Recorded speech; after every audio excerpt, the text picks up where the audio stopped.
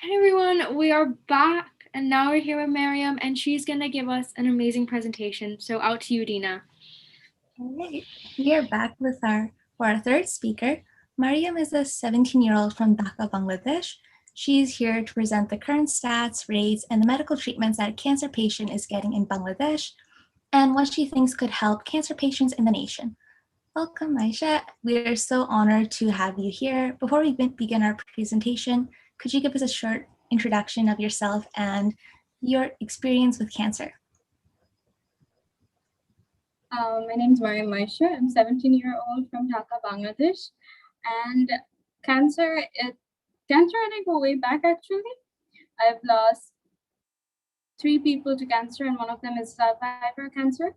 I was pretty young when I lost them, but that doesn't mean that their absence isn't that big of a deal. So it is. So cancer is it's a very sensitive issue for me. And today I think I'm talking about it because I want people to know about Bangladesh, about what Bangladesh is like, the scenario in Bangladesh about cancer. And I want people in an international platform to know it so that they can even extend some help at one point. So yeah, that's that. Thank you so much. You're free to begin your presentation. That introduction was lovely. Thank you.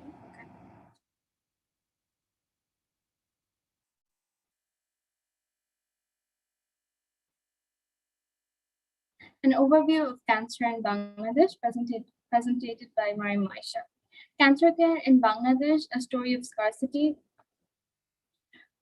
In Bangladesh, cancer is still inaccessible for hundreds of thousands of people with cancer because of overwhelming treatment expenses, scarcity of trained professionals, and unavailability of equipments. Cancer patients in Bangladesh usually receive treatments in 3 ways: radiotherapy, chemotherapy, and surgery.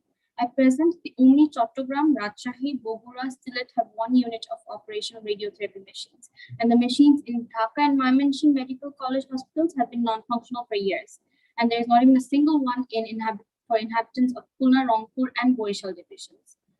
Most of cancer centers, they do not even have enough machineries. In some centers, the majority of them are non-working. There is also insufficient workforce to operate the existing machineries. Patients have to go through a painful ordeal to receive treatments and care due to overcrowding and lack of essential services. At NICRH, for instance, hundreds of thousands of patients and their attendees were seen standing in long queues to buy tickets for treatments. Many patients are too weak to stand and they were seen lying on the dirty floors as due to the seat shortage as well. In the left, you will see the statistics of cancer in Bangladesh. There is around 14 to 15 lakhs cancer patients in Bangladesh, and 1.5 are being diagnosed every year. But we only have 200 cancer specialists, and 1,08,137 people are expected to die every year. And 50,000 only receive a cancer treatment. If you can see the ratio out of 14 to 15 lakhs people, that is very low. And according to WHO, we need at least 160 cancer centers, whereas we only have 18. Among 20 medical hospitals and institutes, only NICRH and Bangabandhu Sheikh Mujib Medical Universities are the most renowned institutes that diagnoses and provides cancer treatment in Bangladesh.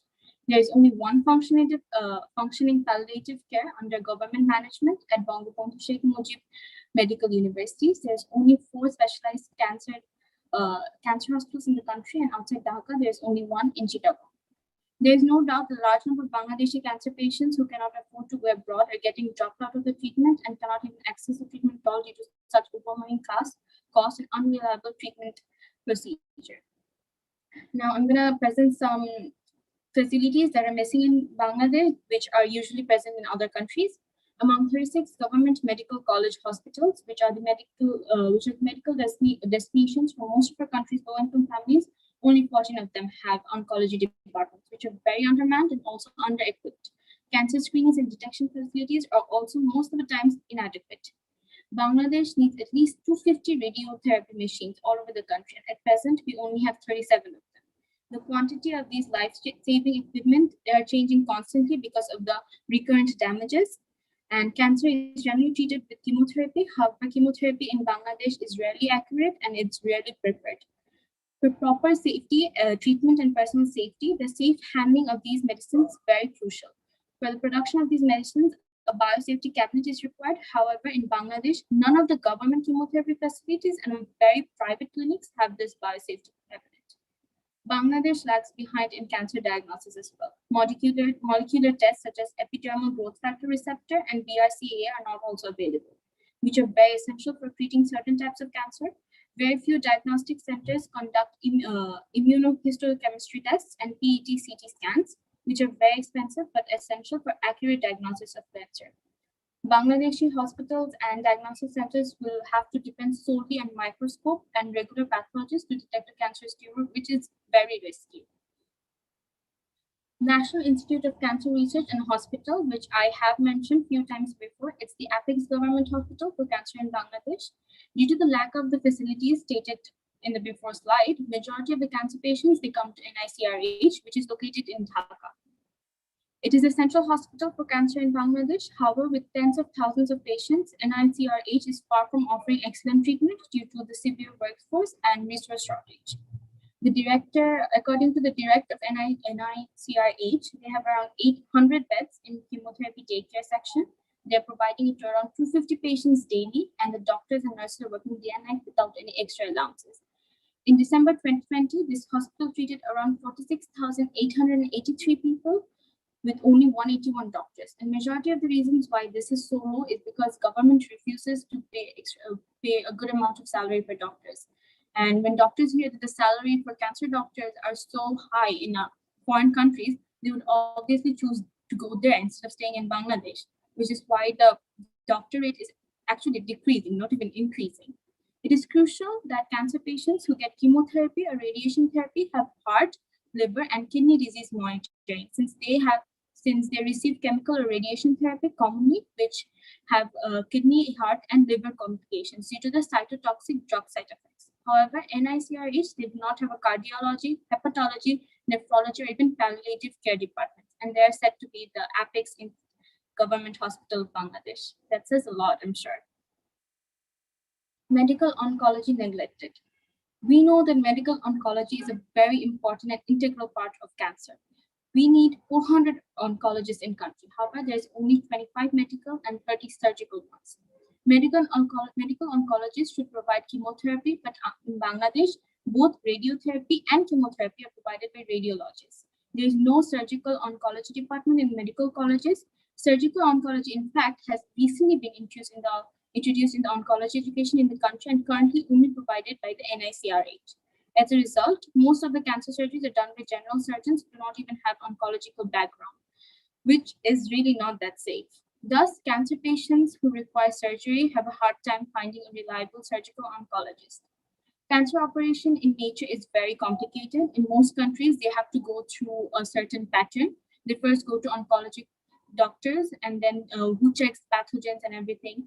The oncologist then decides whether patient needs surgery, radiotherapy, or chemotherapy. However, in Bangladesh, they do not follow the protocol or the procedure. They directly go for radiotherapy and rarely for chemotherapy because chemotherapy is very expensive. Our cancer treatment, it has not developed because we do not put enough importance in the medical oncology departments. They're not even getting the necessary services because of that, and as a result, they often go to foreign countries for cancer treatment. Here, I'd like to add a few words that are not present in the slide. Going to foreign countries, knowing that you're a cancer patient, it is very sensitive. I'm going to speak from my own personal experiences. One of my cousins, she was in Germany when she was diagnosed with cancer, and she was also getting treated there. And we knew that she could also be treated in Bangladesh, but we also knew that bringing her to Bangladesh, treating her here would only mean reducing her chances to live. The amount of time she had, it would have just been reduced. So we had to say our goodbyes to our cousin through video calls, just because the treatment facilities for cancer is so bad in Bangladesh. Another cousin who is a survivor of cancer, alhamdulillah, and who is one of the main reasons why I came forward to do this. She battled cancer all by herself. She did not have any of her family members there in a foreign country with her. She went through her chemotherapies by herself. Nurses helped her. She didn't have any family support at all. And yet she came through, and she did have the choice to come here, be with her family, and have that mental strength. But she chose not to, because even she knew what the state of treatment in Bangladesh currently Alhamdulillah, she survived. But what we learned is that if uh, if if the treatment in Bangladesh wasn't this bad, I mean, we could have at least been there for for my cousins, and it's very important, as as I've already mentioned. And I've just read two stories, and since I did a lot of research, I've seen more of these stories, and it's actually quite heartbreaking how people have to go through this just because of the treatment in Bangladesh is so bad. Okay, so I'll present some cancer statistics in Bangladesh. As you can see, it is not accurate, but that's all I could get because I'm going to present that in the next few slides. And here are a few much more accurate information that I can tell you guys. There are nearly 150,000 to 200,000 cancer patients in Bangladesh, and 200 cases are being added to tally every year.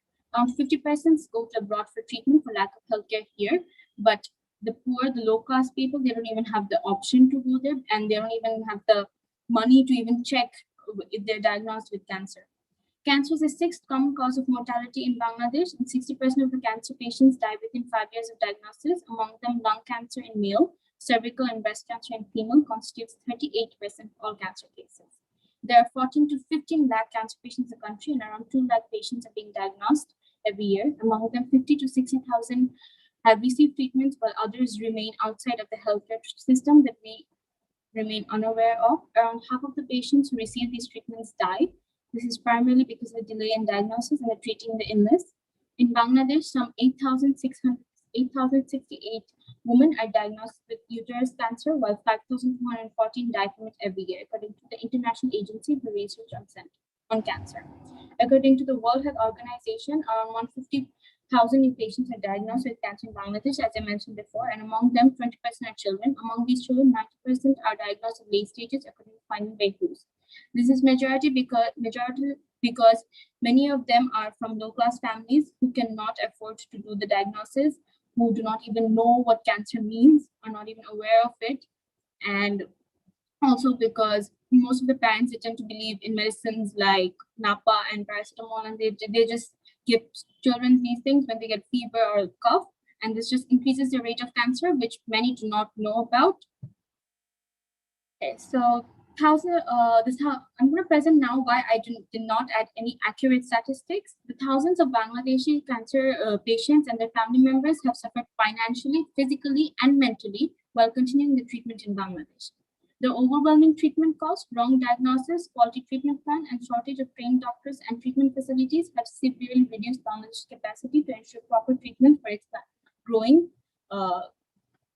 cancer patients. In complete honesty, we don't even know the exact number of people suffering from cancer in our country, as we don't have any population-based data on the prevalence of cancer.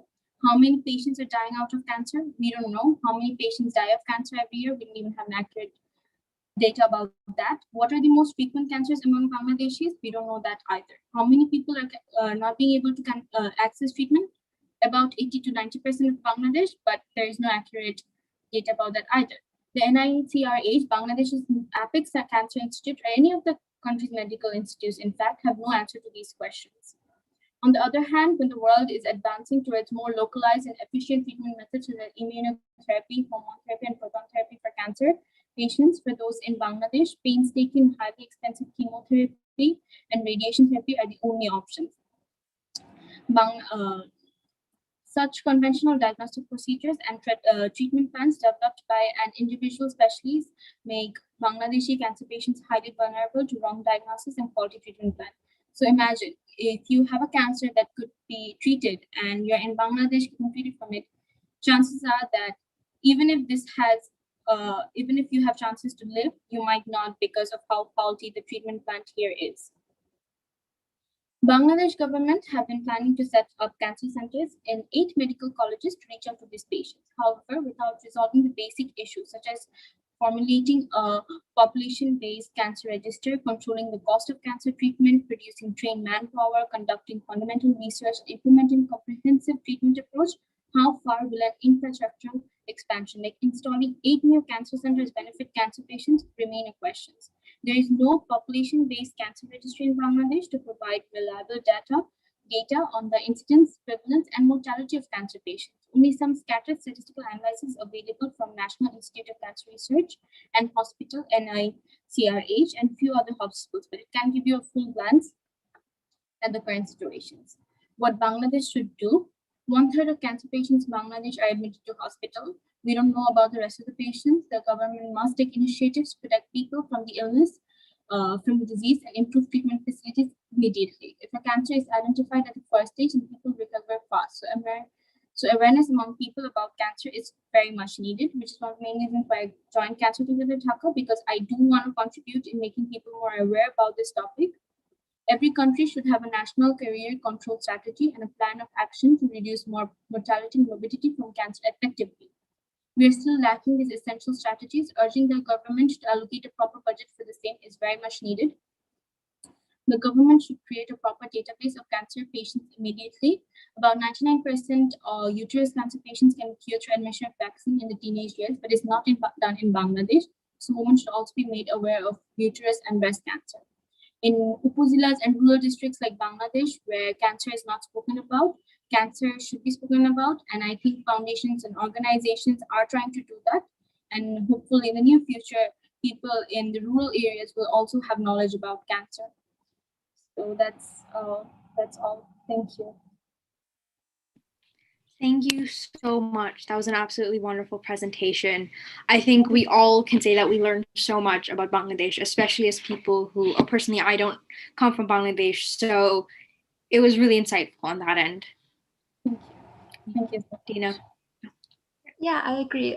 My family is actually from Bangladesh, but it makes me just like so surprised, like just how lacking the proper medical support is in Bangladesh, whether it's with like the treatment plans or even with like how understaffed like oncologists are in Bangladesh. And I think that just shows like how much more of a need it is to raise awareness about like just common knowledge in Bangladesh, and raising awareness that there needs to be more of a government initiative to take take the proper steps needed to help better the treatment plans and options that are available in Bangladesh. Yeah, when I first started to do this, I wasn't expecting the situation to be this bad. I mean, I knew the situation was this bad, which is why I wanted to share it. But when I went in depth, I was very shocked. Today, I just presented you guys with an overview. If I share the patient stories that I've read in newspapers and everything, it's actually heartbreaking. And this needs to be said in a international platform, as I mentioned beforehand. And I really want to contribute in raising awareness regarding this, because it needs to be spoken, as I've mentioned before. So yeah, it's really heartbreaking what you're saying. And what really pained me was to see how many things were unknown.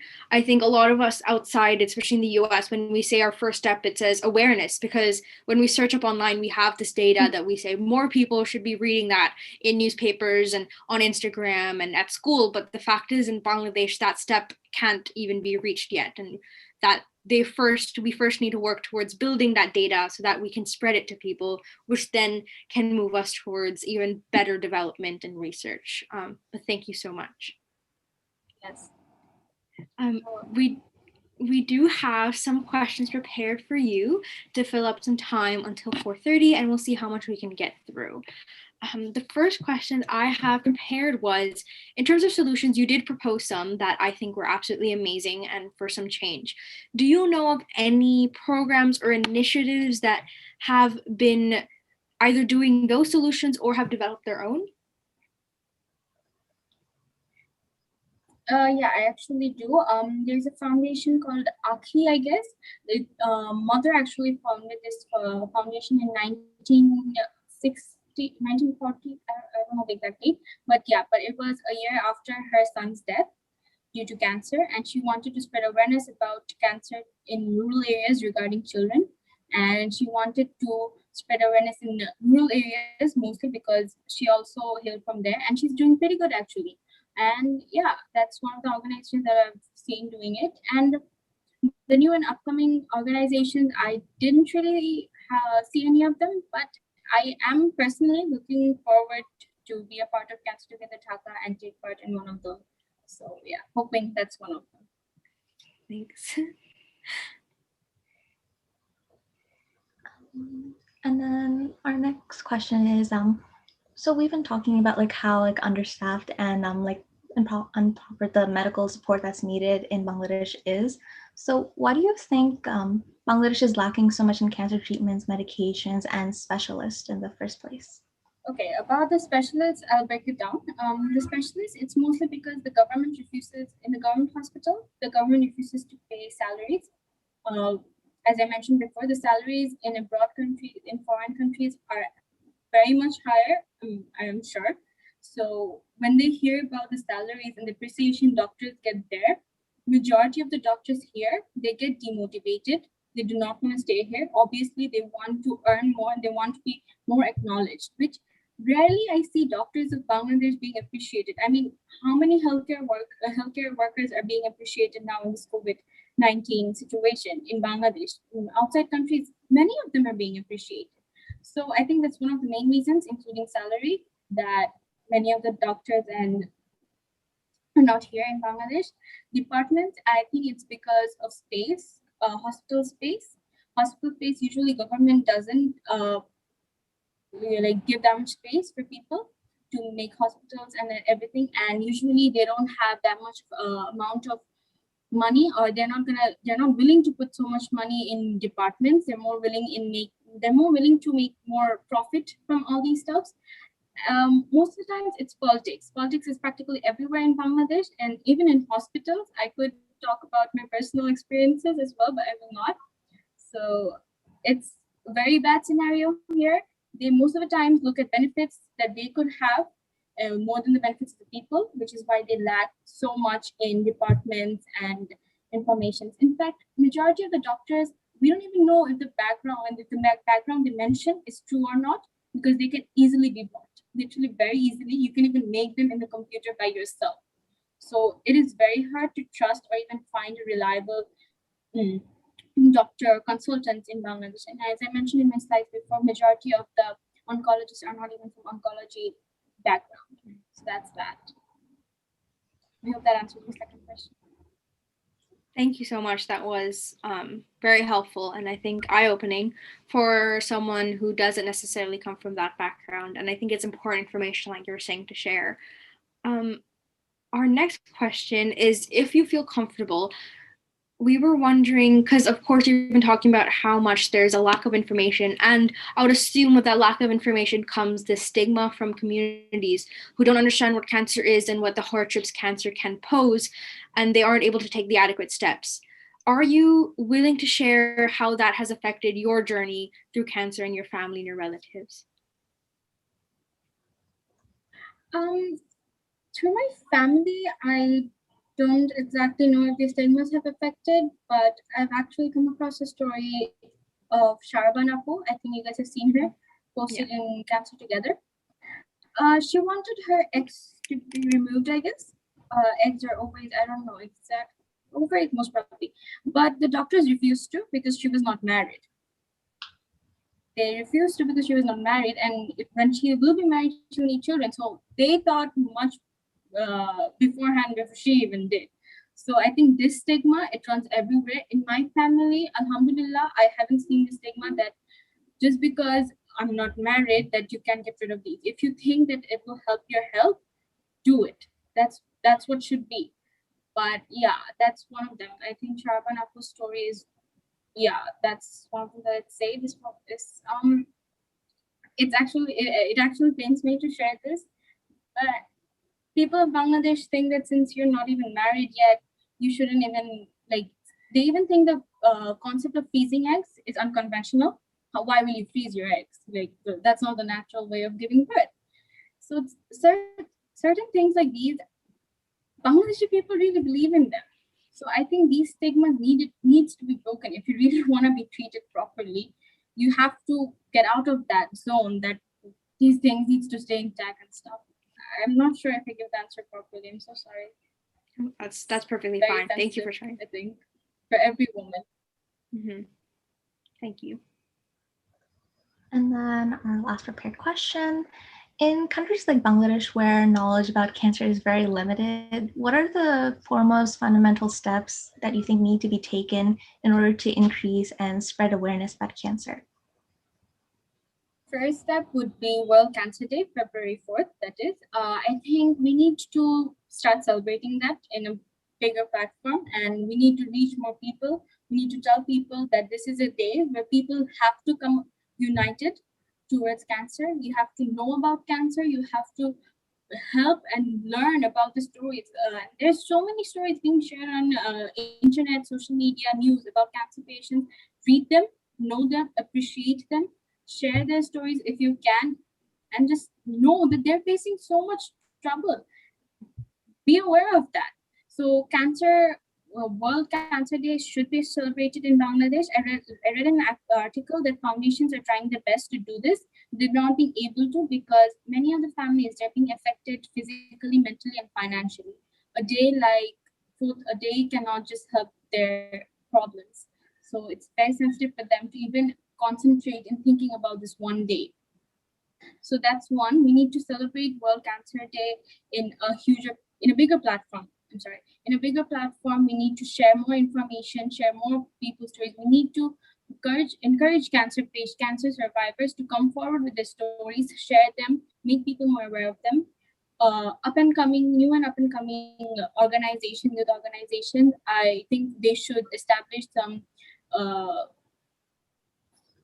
some work in like rural areas where they can help the rural children be aware of what cancer is, symptoms of cancer. You know how people in rural areas, they might even have symptoms of cancer, but they will not realize it because they don't know about it. So they should be educated about that, and I think foundations could uh, do that as well. Another way I think is hospitals. They could provide at least I don't know, at least a survey type thing for people to come out and ask questions about cancer, and then limited amount of people who we have about cancer alleged, they can actually answer them and put them in internet so that people could know about them, you know. So yeah, these could be three of the ways. Thank you so much. Again, wonderful answer with really unique perspective.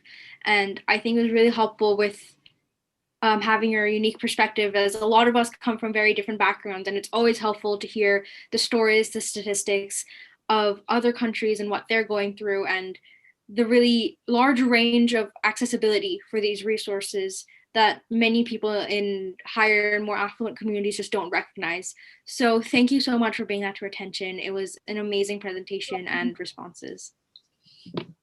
You're welcome. I'm grateful to have been able to come to this platform and share all this. It is a huge pleasure, trust me. I'm very glad I did this. Definitely boosted my confidence a lot. Thank you. It's really been wonderful. And to all our audience members, thank you for joining us.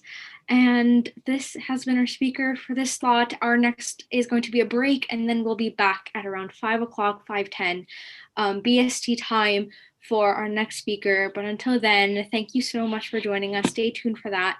And thank you for Mariam for coming and joining us here today.